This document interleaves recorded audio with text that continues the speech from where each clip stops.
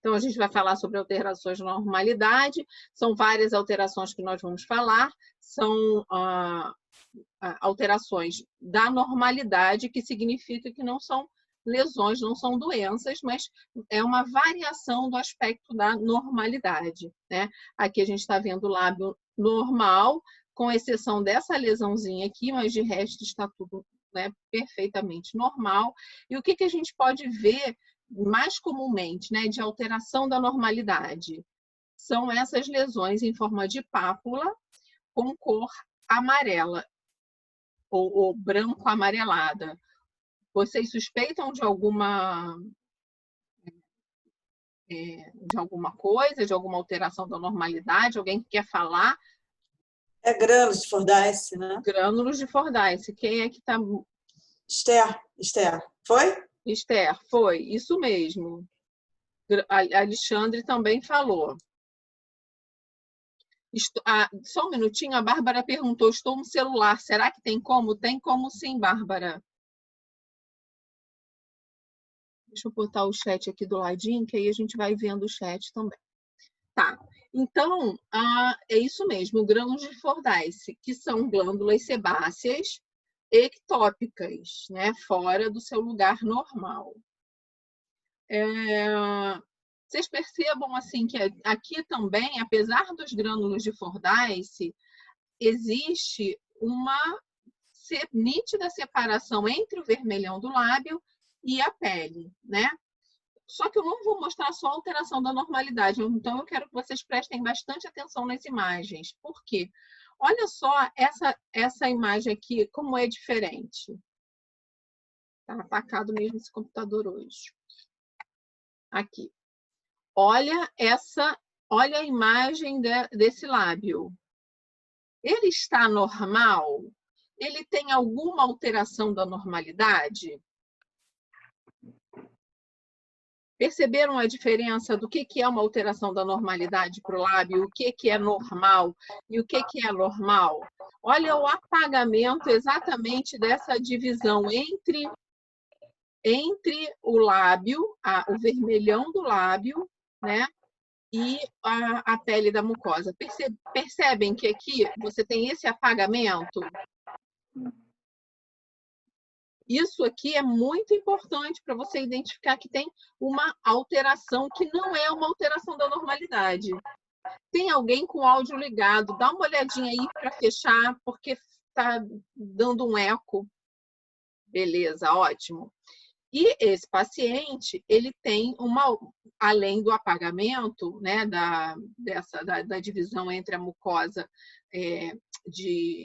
entre o vermelhão do lábio e a pele, né, do lábio, ele tem uma lesão aqui. Tem aqui também, mas é principalmente essa lesão aqui, que já é um carcinoma de células escamosas.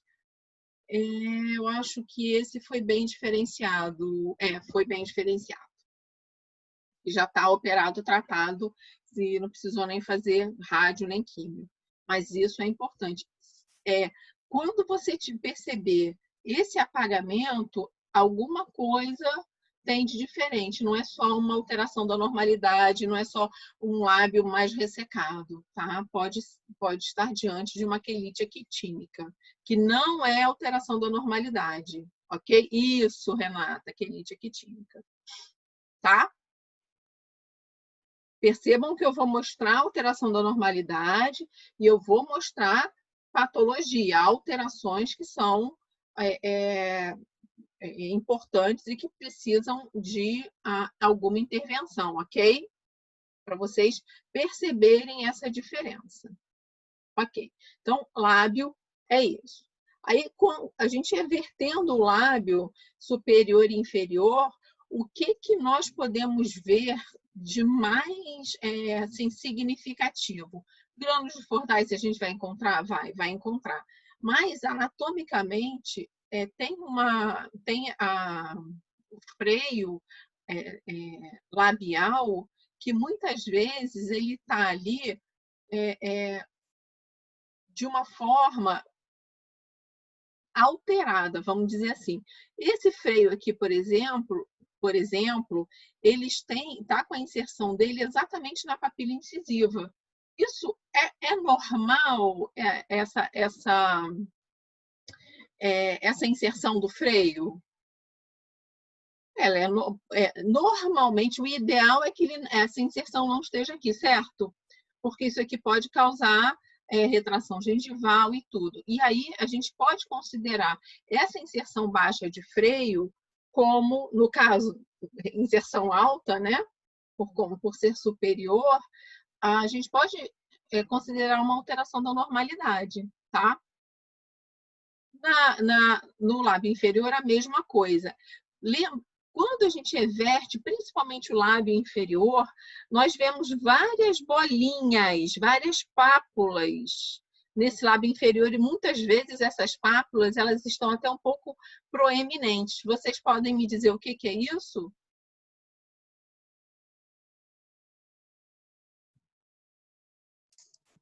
Não é glândulas acessórias? São glândulas Salivares? acessórias, simplesmente as glândulas salivares menores. Representa alguma coisa de alteração? Não. Muitas vezes, essas glândulas, no momento em que você faz a eversão do lábio, elas ficam mais proeminentes, e às vezes mais ainda do que essas aqui. Essas aqui estão bem, umas pápulas bem pequenininhas, mas podem ficar um pouco maiores. É lesão? Não, não é lesão, tá? E a gente nem pode considerar uma alteração da normalidade. É simplesmente por conta da manobra de eversão de lábio que você vai visualizar melhor essas glândulas salivares menores, ok? Agora, olha só essa aqui que interessante. Essa aqui a gente vai ver alteração da normalidade e a gente vai ver lesão.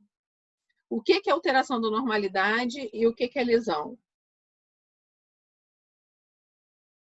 Eu vou falar. Aqui a gente tem grânulos de Fordyce, aqui já é mucosa labial, tá? Não é vermelhão do lábio, aqui é mucosa, mas também tinha grânulos de Fordyce no vermelhão do lábio. Você tem aqui uma lesão proliferativa causada por esse diastema e o freio labial com uma inserção extremamente baixa, né, ou alta, como vocês preferirem, e que exatamente isso que causa esse diastema, tá? Aqui nós temos uma alteração da normalidade, aqui nós temos uma alteração da normalidade e aqui nós temos uma lesão causada pela alteração de normalidade, tá? Então, muitas vezes a gente tem um misto. Aqui, em qual situação o que nós vamos intervir? Nós vamos intervir aqui no freio, que é, repetindo, a alteração da normalidade, aqui, que é uma lesão proliferativa, e os grânulos de Fordyce a gente deixa sem tratamento, porque realmente não tem tratamento, tá?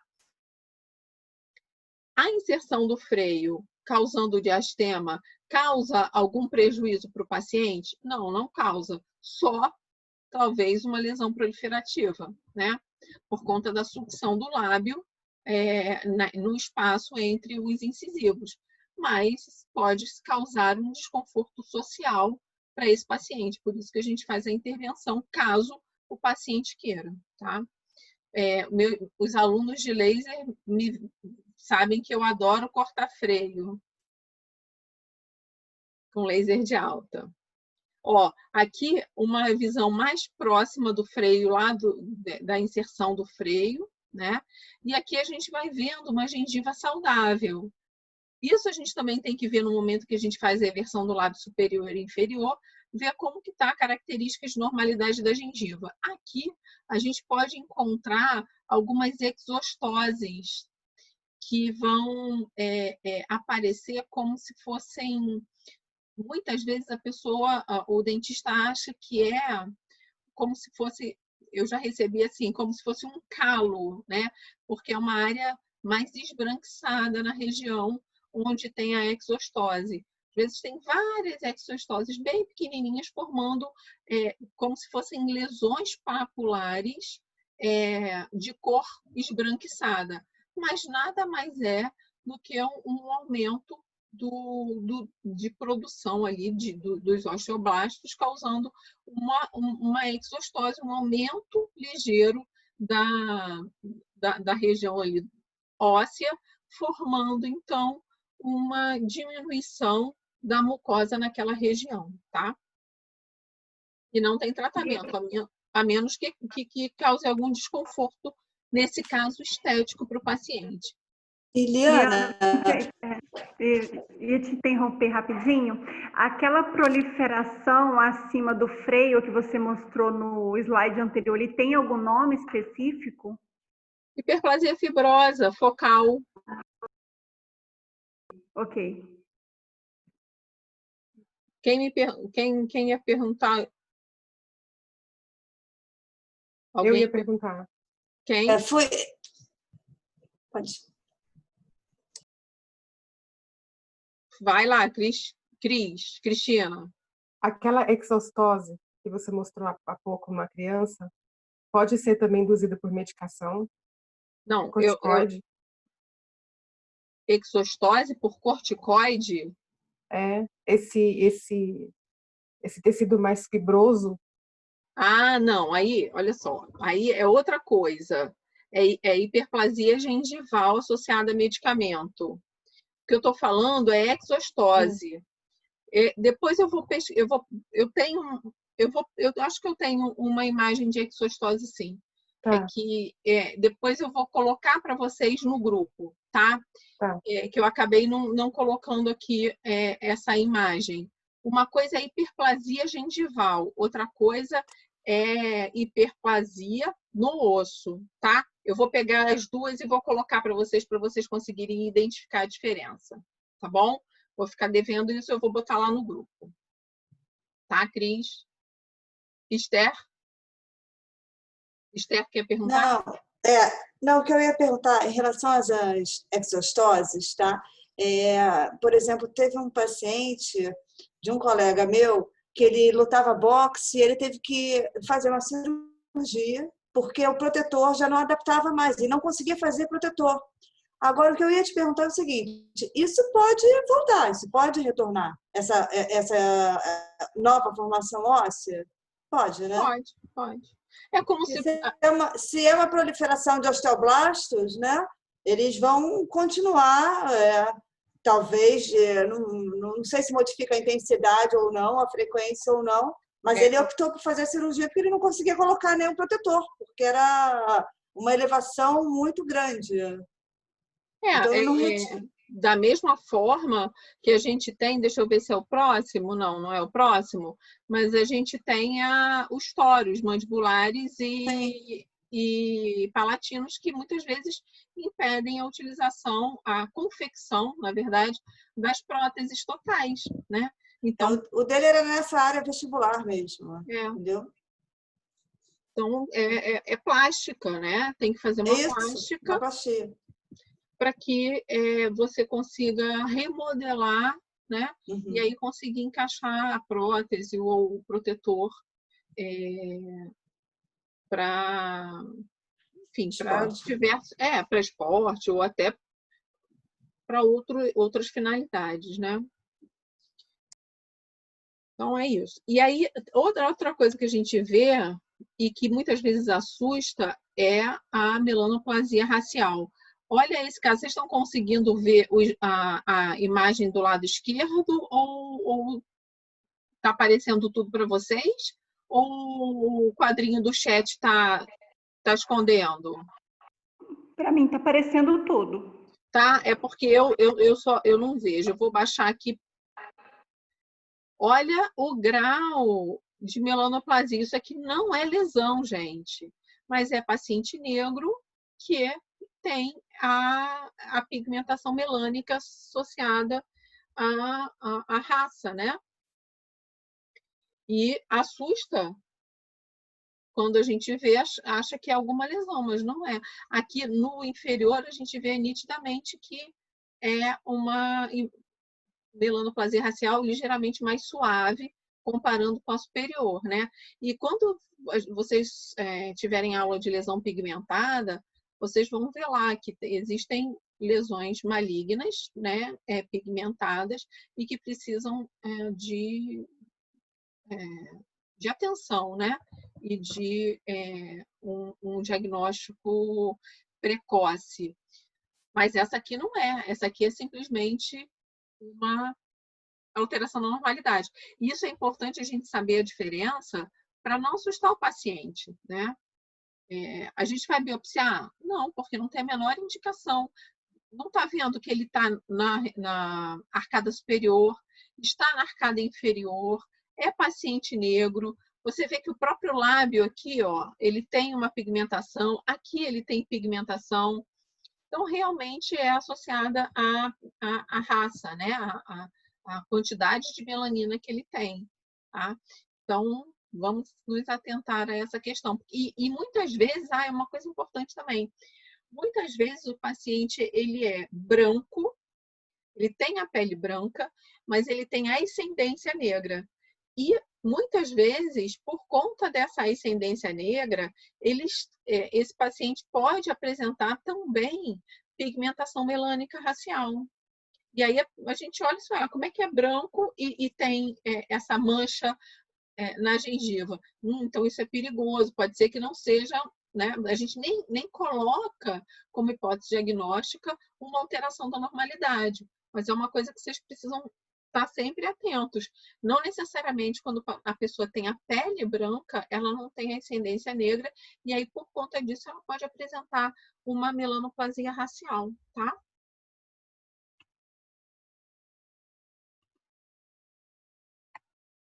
Vamos. Foi. Então a gente vai falar, a gente já falou de lábio, a gente já falou da mucosa labial, agora a gente vai falar de mucosa jugal. Mucosa jugal a gente observa, né, tracionando de forma bidigital e bimanual, tracionando para frente, né, para a gente conseguir visualizar toda a mucosa até o último molar. A imagem mais importante que a gente pode ver nessa mucosa de alteração de normalidade é a linha alba. E muitas vezes essa linha alba não é tão discreta como essa aqui. Muitas vezes é uma super linha alba. E eu já vi paciente que essa linha alba ela se estende por conta de mordedura até a mucosa labial inferior. Então, é um ponto que merece também bastante atenção e muitas vezes ela está ceratinizada, ela está toda branquinha. E também nós temos na mucosa jugal os grânulos de Fordyce. Olha esse paciente aqui foi um paciente que eu mostrei lá no slide anterior do lábio. Ele tem grânulos de Fordyce no lábio, ele tem grânulos de Fordyce na região da mucosa jugal. Agora, essa lesão aqui, vocês acham que pode ser o quê? Não é o ducto, não, do sistema?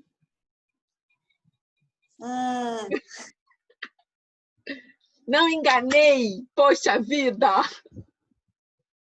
É isso mesmo, Esther. Eu estou falando isso porque é extremamente comum eu receber paciente com essa lesão, tá? E assim, eu no consultório, antes de começar o atendimento na cadeira, né, propriamente dito o exame, ele senta e eu converso, né? Tem uma mesa, ele senta, a gente conversa antes de ir para o exame. Então, muitas vezes eu já faço diagnóstico sem ver, na cadeira. Mas tem dos dois lados? Tem dos dois lados. Quando fala, é perto daquele dente grandão lá atrás. Há cerca de um ano atrás, eu estava lá na polícia, aí uma amiga recebeu o telefonema do irmão, que é cirurgião plástico, desesperado, desesperado, porque ele estava com uma lesão na bochecha e que estava doendo muito e que não é possível, que ele achava que tinha, sei lá, pegado alguma doença e ele estava estressadíssimo. Aí eu já, quando fala bochecha em cima, fala assim, eu já logo imagino, provavelmente é a saída do ducto de Steno, a papila da saída do ducto de Steno, porque muitas vezes ela pode inflamar, né? E aí eu fui perguntando pelo telefone mesmo e eu falei, olha, isso aí é porque você está com uma inflamação na papila. Aí eu prescrevi, ele ficou feliz da vida porque realmente não era nada demais. Mas isso acontece. E acontece essa inflamação e aí sim é motivo de consulta e é motivo de tratamento, tá? Quando ela está na sua normalidade, né? Isso não é uma alteração na normalidade, ela só é uma alteração da normalidade quando a papila ela é muito grande e aí parece que é uma lesão, né? E aí a gente é uma hiperplasia da papila, da saída do externo, aí a gente pode confundir com uma lesão proliferativa, tá? Então também é uma importante visão, né, que a gente tem que ter no momento do exame intraoral. Liana, a respeito do ducto de Steno, ele pode ser obstruído, não pode? E causar uma alteração com aumento de volume, não seria isso? Sim, mas o que acontece? A glândula parótida, a gente tem as glândulas salivares. Quem me perguntou? É Bárbara. Bárbara, as glândulas salivares maiores, elas podem ser serosas ou mistas, né? A glândula parótida, ela é eminentemente serosa. Os ácinos, eles produzem uma saliva mais fluida. Então, é mais difícil você ter um cialolito relacionado com a glândula parótida. Já a submandibular, ela é de natureza mista, então ela tem ácidos serosos e mucosos. A submandibular também. Então, a possibilidade de você ter um cialolito é mais na submandibular do que na parótida. Tá? Eu vou até mostrar aqui um videozinho de uma saída da submandibular, vocês vão ver como é que fica diferente a saliva quando ela está alterada, tá? Esse aqui é um caso de leucoedema. Esse é uma alteração da normalidade. Que o que é? Vocês já ouviram falar em leucoedema? Já, o leucoedema sim. Acontece principalmente em pacientes negros. E como que a gente consegue fazer o diagnóstico do leucoedema? Vocês sabem? Tracionando, né? E ele some? Exatamente. Quando você traciona daquela forma que eu ensinei, de forma com as duas mãos, quer dizer, bimanual e bidigital, você traciona a mucosa jugal para cima, para frente, né? E com uma das mãos para cima e com a outra mão para baixo. Então, você realmente traciona toda a mucosa jugal e desaparece. Por quê? Porque o leucoedema, ele é um edema intracelular. Então, quando você faz essa distensão, você some com o edema. Então, você vê realmente a mucosa totalmente normal, né? Com a cor normal dela, tá? Isso também é motivo de confusão de diagnóstico. Se a gente for lembrar de líquen plano, vocês vão ter aula sobre líquen plano, daquelas estrias. Olha só como é que isso aqui não parece estria. Então, isso pode confundir. E o leucoedema é bilateral e o líquen plano pode ser bilateral também. Então, pode confundir. Agora, com a questão da semiotécnica adequada, que seria exatamente tracionando a mucosa, você vai ver que no leucoedema vai desaparecer. No líquen plano, não desaparece. Então, é uma forma de você realmente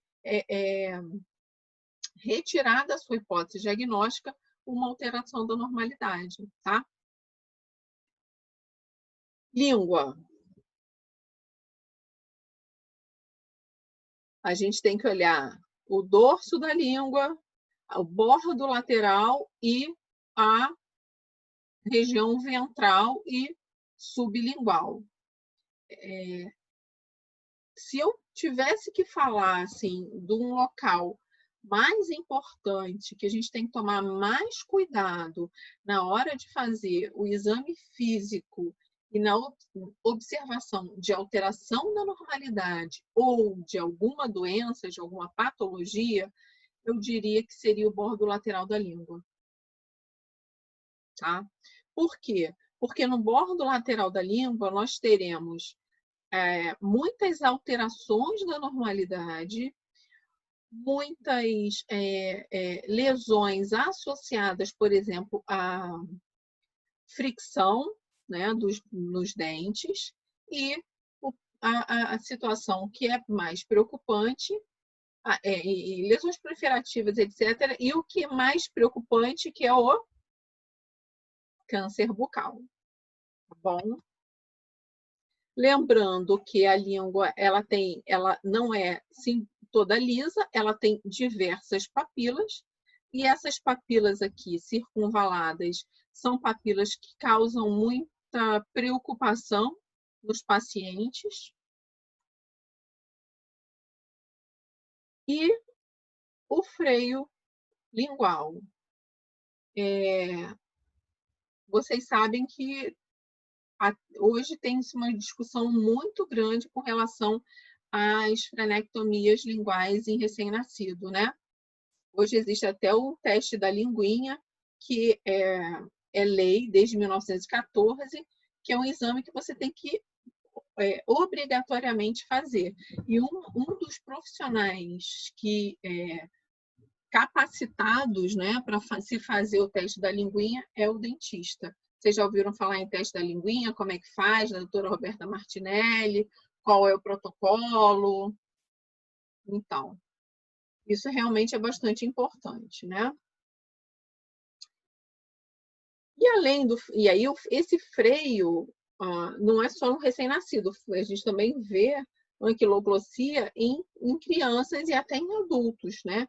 Em crianças mais velhas e adultos, e muitas vezes isso vai gerar bastante desconforto, e, apesar de ser uma alteração da normalidade, a gente pode intervir, né? Agora, aqui, o que é isso aqui? Vocês sabem o que é isso aqui?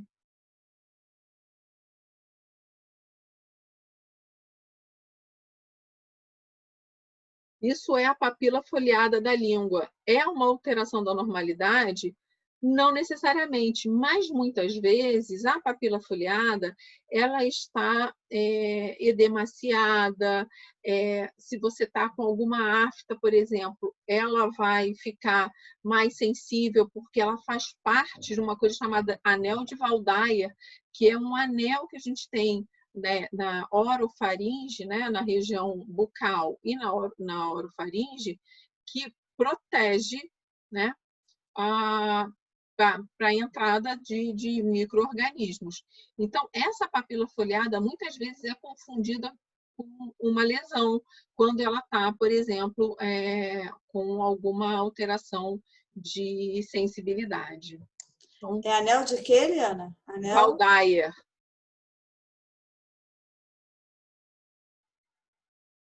Compreende lá as amígdalas, as papilas foliadas, é realmente um anel, tá? Que vai proteger a orofaringe. Olha a danadinha, vocês estão vendo aqui? A papila circunvalada? Isso aqui, gente, eu canso de receber paciente com uma papila circunvalada, às vezes a alteração da normalidade é a língua vou falar assim, língua grande. Às vezes o paciente consegue colocar a língua muito para fora e aí ele consegue enxergar, e às vezes essas papilas elas são muito proeminentes. E por conta disso eles chegam apavorados no consultório. Mas não é nada demais. Olha isso, gente. Oi, oi. Olha aqui. Aí você vai olhar, vai fazer aquele V lingual perfeito, tá?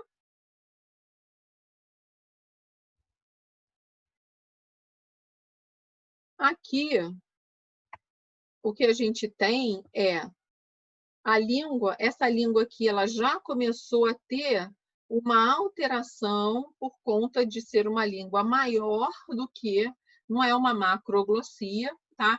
Mas ela é uma língua um pouco maior do que poderia ser para que encaixasse normalmente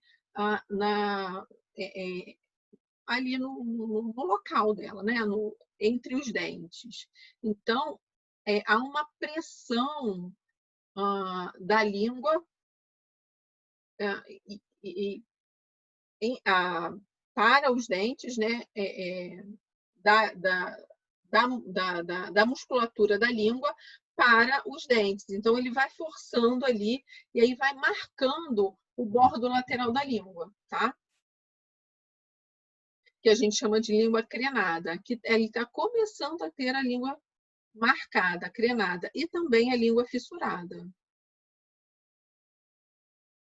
Esse aqui, o que que tem? Que é uma alteração da normalidade.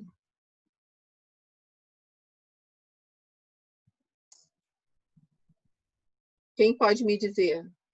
Glossite migratória benigna? Tem glossite migratória benigna e aqui uma língua fissurada. Agora, essa paciente aqui, eu não tenho certeza absoluta que é uma alteração da normalidade, apesar da gente saber que glossite romboidal mediana, desculpa, já estou pensando na outra foto. A gente sabe que a língua geográfica é uma alteração da normalidade, ponto. Mas pacientes que fazem uso de alguns imunoterápicos para tratamento do câncer podem desenvolver a língua geográfica. Então, e essa paciente, ela está tomando, é uma paciente oncológica que está fazendo imunoterapia. Eu não tenho a imagem dela antes do tratamento, então eu não sei se ela adquiriu essa língua geográfica em função do tratamento ou se é uma alteração da normalidade. Tá vendo como é que é importante a gente conhecer que nem tudo que é alteração da normalidade é alteração da normalidade? Essa semana, terça-feira, eu atendi um paciente que apareceu uma lesãozinha aqui bem pequena na ponta da língua, muito semelhante à língua geográfica. E é uma novidade. Assim, ele falou que ele nunca tinha tido essa lesão.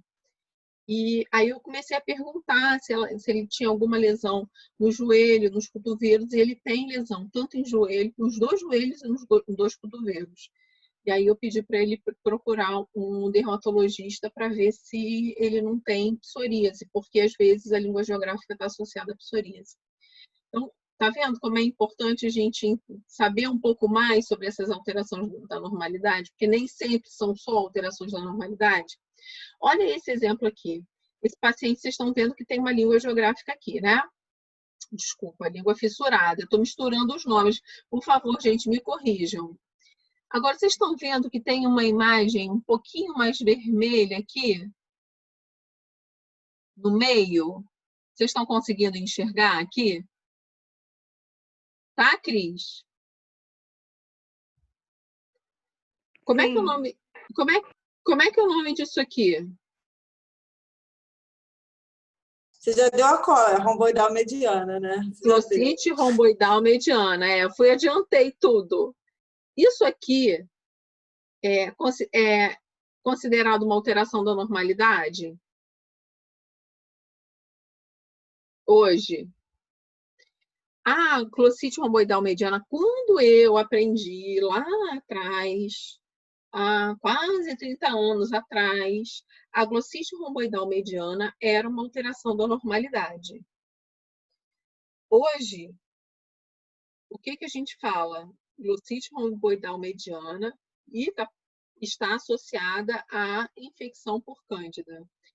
Esse paciente aqui, ele estava 3 meses desesperado, com a boca ardendo, e já tinha ido a todos os médicos. Aí sempre aquela coisa, né? Que meu coração, eu fico com taquicardia só quando eu ouço essa história. Só a doutora Liana para resolver.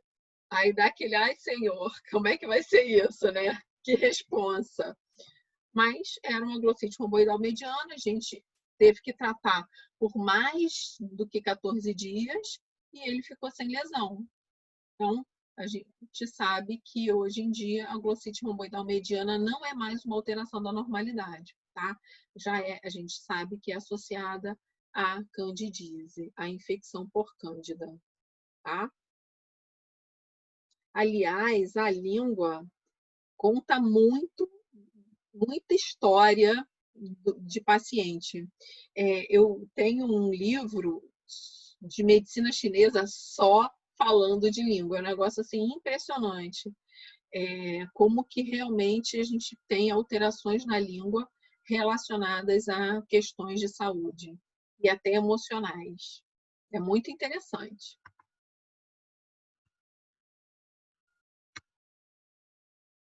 Gente, esse computador hoje está atacado. Ai, foi. Agora, olha isso aqui. Esse aqui também é foto de livro, porque eu nunca vi um caso disso aqui. Não sei se o Wagner já viu. Wagner já deve ter visto. Isso aqui, vocês sabem o que é? É a tireoide que está ectópica, ou parte da tireoide ectópica. E se você tirar isso aqui, é ativa, né? Então, se você tira essa lesão, que não é uma lesão, o paciente vai ter alteração de hipotireoidismo, porque é a tireoide ou parte dela, ou a maior parte dela, localizada de forma ectópica, tá? Isso não é uma coisa muito comum, não. Como eu falei, eu nunca vi. Tá? Então, também é uma alteração da normalidade. Outra alteração da normalidade, bem comum, são as varizes linguais. Essas aqui são discretas, mas essas varizes, elas podem ser bem exuberantes, tá? E que podem assustar, até simular uma lesão vascular, mas são simplesmente varizes linguais. Aqui que eu queria mostrar para vocês, porque aqui é uma forma até de eu ensinar um pouquinho de semiotécnica para a glândula salivar. Vocês já viram um cálculo de cialolito? Vocês sabem como faz para tentar tirar o cialolito? Ordenhar a glândula? Eu vou colocar aqui o vídeo para mostrar para vocês. Esse lado aqui, a saliva, ela está fluida. Nesse lado, a saliva está bem espessa, tá? Vocês vão ver nitidamente que aqui vai sair normalmente e aqui só vai sair quando nós fizermos a ordenha ou a manipulação da glândula. Ó, a gente tem que secar bastante. Ó, viu que saiu? Agora eu tive que, ó, vou ordenhar. Ah lá, agora que saiu do outro lado. Todo mundo viu? Vou repetir porque é rapidinho. Vai sair primeiro aqui uma saliva bem fluida, tá? E depois a gente vai ver essa bem espessa do outro lado. Ó, a gente primeiro seca.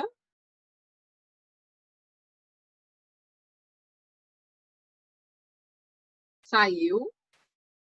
Agora a gente vai mexer na glândula e aí vai sair do outro lado.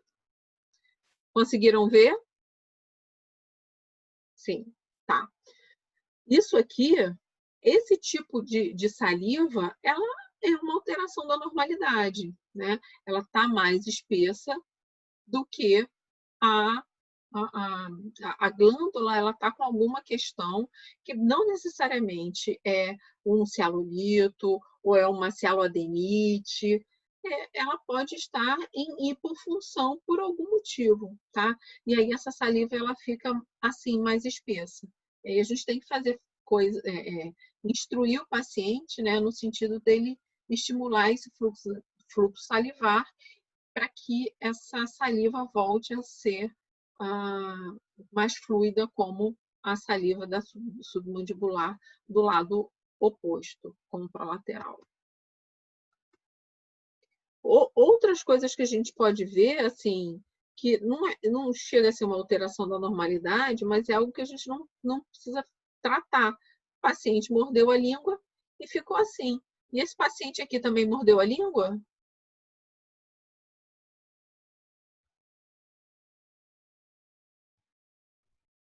Esse aqui mordeu. Esse aqui já é uma lesão maligna, tá? E aí a gente tem que, como eu falei, e deixa eu ver se eu consigo ver a papila foliada dele aqui. Só um pouquinho. É bem posterior essa lesão, tá? Então, pode, às vezes, se está muito vermelhinho, ainda tá. Esse aqui está mais ou menos no início. Se você diagnosticar bem precocemente, às vezes só está vermelho. E aí, às vezes, você fala, não, é só a papila foliada. Então, a gente tem que ter um olho clínico, assim, um olho de observar bem o que é normal e o que é alteração da normalidade, para quando chegar algo que não é nem normal, nem alteração do normal, né? Quando for patológico, a gente conseguir identificar. Não precisa fazer o diagnóstico, claro, mas ter essa visão de que é algo que não é normal, né? Então, esse paciente também é um paciente que foi tratado de forma não muito invasiva. Conseguimos biopsiar, fazer o diagnóstico, encaminhamos para o cirurgião de cabeça e pescoço, e ele retirou somente uma parte, nem precisou fazer radioterapia, ele nem fez hemiglossectomia. Eu sempre fico super feliz. Eu sempre acompanho esses pacientes, eu peço para eles me ligarem, eu ligo, fico em cima, para justamente eu ter um retorno, né, de como que ficou o tratamento. Aqui. Gente, por incrível que pareça, eu não tinha caso de toros, nem mandibular, nem palatino. É o que é comum, às vezes a gente esquece de fotografar, né? É tão engraçado. Esse aqui é um caso bastante exuberante, né? E aí, como a gente já falou com relação a, a, as exostoses da região vestibular, esses toros que são exostoses são alterações na normalidade, tanto na mandíbula quanto na maxila, eles podem dificultar o uso de prótese. Então, a única coisa que a gente deve fazer é mesmo a cirurgia por motivos protéticos, né? Por indicação protética. E aqui eu achei interessante que ele coloca junto uma radiografia oclusal, que é uma radiografia muito esquecida por nós dentistas, né? Mas é uma radiografia extremamente útil para diagnóstico de muitas alterações. Por exemplo, não só no caso das exostoses, nos casos dos toros mandibulares, mas também paciente que tem cialolito, dependendo da localização e do tamanho do cialolito, a gente consegue fazer o diagnóstico através da radiografia oclusal, que a gente pode fazer no consultório. Então, acho que é muito interessante. Sempre quando a gente quiser ter essa relação, né, vestíbulo-lingual, a a gente pode fazer uma radiografia oclusal. Liana, e como que o cialolito ele se apresenta na radiografia? Ele parece um osso, Uhum. tá? E aí você vai ver como se fosse um grãozinho de arroz. Uhum. Tá ok.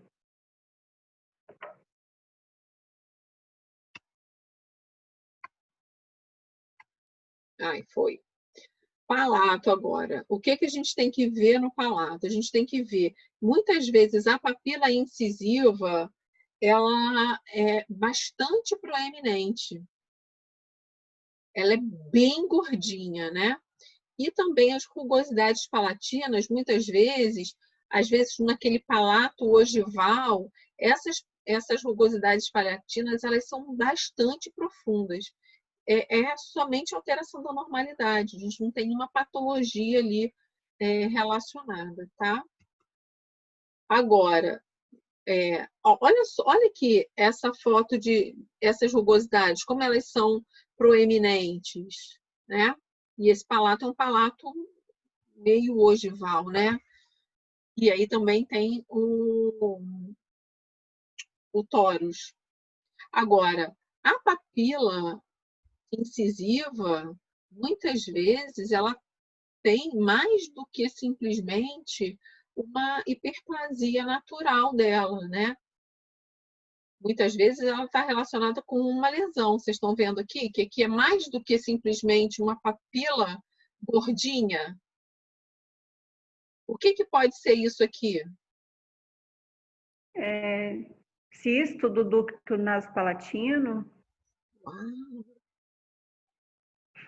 Vamos pensar no mais simples para depois no mais comum, mais frequente para depois no menos frequente.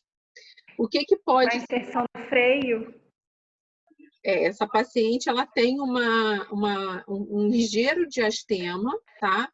Mas aqui ela desenvolveu um granuloma piogênico. Mas eu acho que eu falei na primeira aula, toda lesão com esse aspecto semelhante a granuloma piogênico ou a uma hiperplasia fibrosa na gengiva, quer dizer, em local onde tenha osso, você tem que radiografar, porque pode ser também um fibroma ossificante periférico. Então, isso aqui não é simplesmente uma alteração da normalidade. A gente já está vendo aqui uma lesão, uma patologia, tá? A predileção do papiloma piogênico não é mais a área de... Aí, sim, é característica, mas também não é mais a área de lateral, entre central e lateral, na parte vestibular? Ou não tem isso? É mais comum na vestibular do que na palatina. Sim. Você sabe que aqui, provavelmente, ela tem esse granuloma piogênico por conta do diastema. Ela ali deve fazer, ou ficar mexendo com palito, né, algum hábito vicioso. E, vou te falar, foi difícil tratar esse granuloma piogênico, sabia? Fecha o diastema, né? Tem que tirar um pouco disso, tem que Mas fugir. eu fiz. Eu tirei aqui tudo com laser. Fiz tudo com laser de alta.